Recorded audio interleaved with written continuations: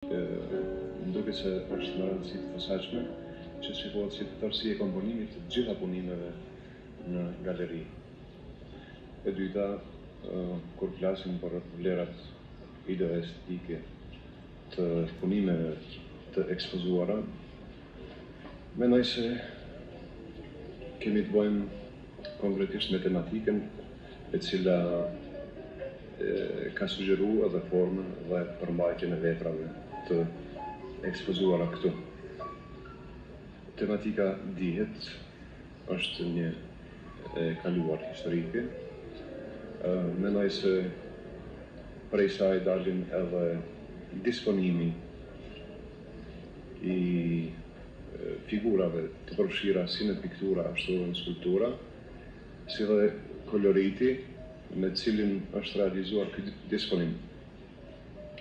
Kur është fjalët e pikturat, mendoj se ato i veçon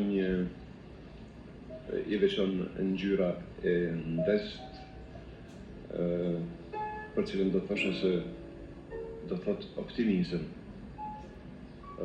Po kështu të hequrat, lëvizjet e paletës dëshmojnë se kemi të bëjmë me piktorë të cilët e kanë zotruar mjeshtrinë e tyre në shkallë të lahmueshme.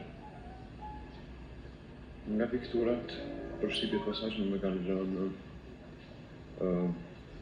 portreti i Alipash Tepelenes. Përgjithsisht, mendoj se janë shumë impresive, sidomos portretet, pikturat e portreteve të fytyrave historike, e veçanërisht ajo e Alipash Tepelenes. Mendoj se aty ekziston një ekspresionizëm i cili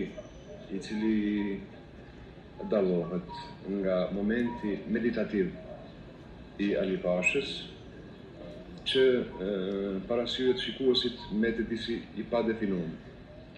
Ke përshtypjen se pas atij meditimi mund të pasojë një katastrofë, siç ka ngjarë edhe historikisht, po kështu ke përshtypjen edhe të një diçka tjetër të madhe që orientohet ka një zgjidhje e mirë në perspektivë. Si impresion timin, mund të them se posaçërisht më ka bërë përshtypje komponimi i kirkut të veriut dhe i fustanellës së jugut në të gjitha pikturat. Dy këto ngjyra të bardha, mendoj se ka qenë vështirësi e posaçme të komponohen në këto piktura, mirë po më duket se me sfondin që ua kanë siguruar piktorët shqiptar, është arritur përbukurisht të komponohen këto dy ngjyra karakteristike për kombin. Mendoj se skulptura është për një nuancë më tepër ajo që këtë ekspozitë bën monumentale. Do të veçoja bustin e